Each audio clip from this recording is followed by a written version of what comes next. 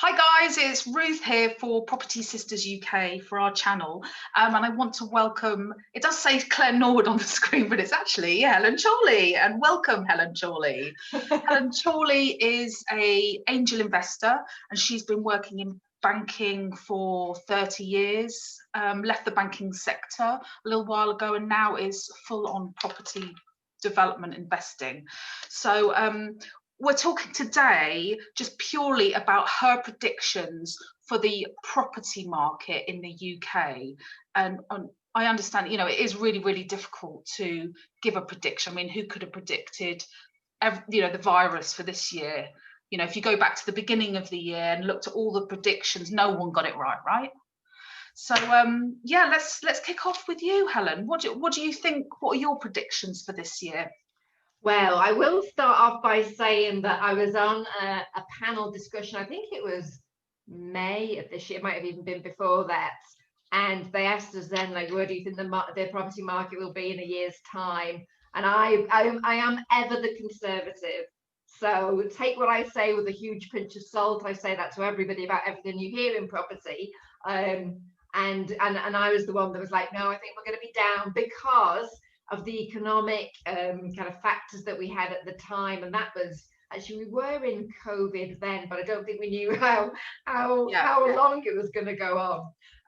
So yeah, I was wrong with my kind of expectations then. What I will say in my defense is that I don't think we had any insight into the extent of which the government were going to really help out kind of the economy in general. Yeah. And I do think that's a theme we're going to keep seeing for this year. Kind of like we had kind of inflationary and deflationary pressures kind of in 2020, I think we've still got the same kind of pressures that are going to continue in 2021. And it's that fine balance of which has kind of the greater effect that will determine kind of what's going to happen to property prices. But did I predict we'd be 4% up at the end of 2020? No, I didn't. So hands up. I've got a few statistics here. First one is from Halifax in December, and they said that the average house prices rose from 237,000 to 253,000 between June and November, making it the strongest run of growth over 5 years since 2004, which is amazing. Also, Nationwide Building Society reported an annual rise in house prices of 6.5% for November, the highest since January 2015. So it just shows you how strong the market has been throughout the COVID period. And I don't think anyone would have predicted that. I mean, it has to do a lot, people do love a discount, don't they? They love a stamp duty discount and they seem to go a bit crazy for you. I mean, what's your take on why?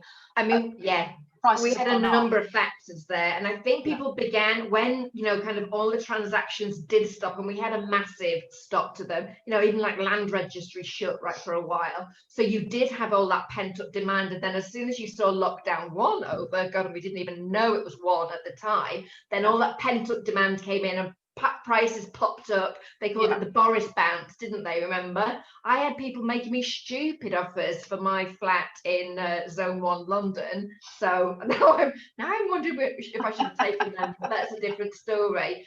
But you still got that, and you've got kind of changing markets. Now they're saying that, people, and actually we have seen, haven't we? People are exiting cities, and people wanted to go to the country and buy places with outdoor space or bigger space.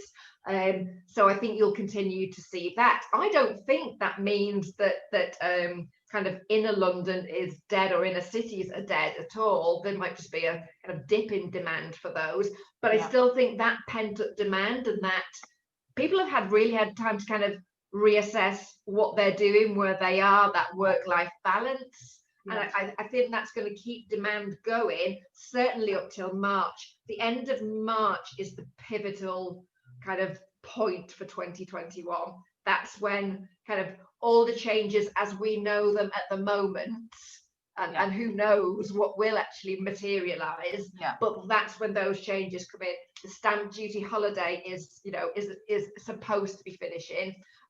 Furlough. And we've had confirmation from the government now that is going to end, so there won't be continuing that. That's over. I mean, I wonder if there's going to be changes. They're going to mess around a bit with the stamp duty. I think what they are intending to do is to actually mess around with CGT from that period onwards. I mean, that's the kind of what everyone's talking about. The Chancellor has done a review into CGT, so second homeowners, etc. And if you have property that isn't your main residence, you're going to be hit really hard, potentially with 40% tax on that. So, you know, they need to raise government money, and I think that's where that's going to come from. So it's, you know, April 1st, I think you're right, Helen. I think that's going to be quite flat at that point, isn't it? And this is the thing for me at the moment. Like, I do think the demand, I think the pendant demand, I think everybody trying to desperately rush things through by the end of March, I think that's, you know, going to continue. But all those things, like, literally make a cliff edge as of the end of March. They do. Do the government want that? Do they want that cliff edge? I can't see that they'll do. So I think there might be, you know, kind of softenings around some of that, and you know, they're not going to. Also, isn't it? It's really hard to make a prediction for the whole year when fundamentally the government come in and change radical stuff. You know, this is, you know, if they change stuff to stamp duty, prices go up or down, you know, or they plateau, don't they? Or it gets the market moving. It's so sensitive to tiny little changes. It really is, and that used to just be kind of once or twice a year with the budgets, right? You'd wait for that, and then you'd know. Now, it's, in so many ways, it's all bets are off. So. Yeah, and when inflation used to go up, the mortgage rates used to change, and then that used to have an impact. And I don't see that happening anymore. You know, we have, I suppose, because it's at the lowest point it's ever been. So even a 0.5% increase isn't really going to make that much difference, is it? Yeah, no, we're playing on margins. But as you say, like the amount of quantitative easing that we're seeing from the government just pouring, and I've forgotten what the number is exactly, but you know, it's good. No, it's just astronomical, the numbers that are being poured into the economy. So if that continues, I mean, that's, you know, great in one respect. It's helping people to survive, and small businesses, and certainly kind of the property market going. But is that sustainable, and how will that be paid for? And as you talked about, CGT is one of those things where they're going to have to claw that back somehow. You know, there's one thing, you know, that you know, supply and demand at the end of the day as well. And whilst we're still not hitting targets for new homes, even to try and keep demand at the same level, you know, they're way behind. I think there's going to be another property crisis looming ahead.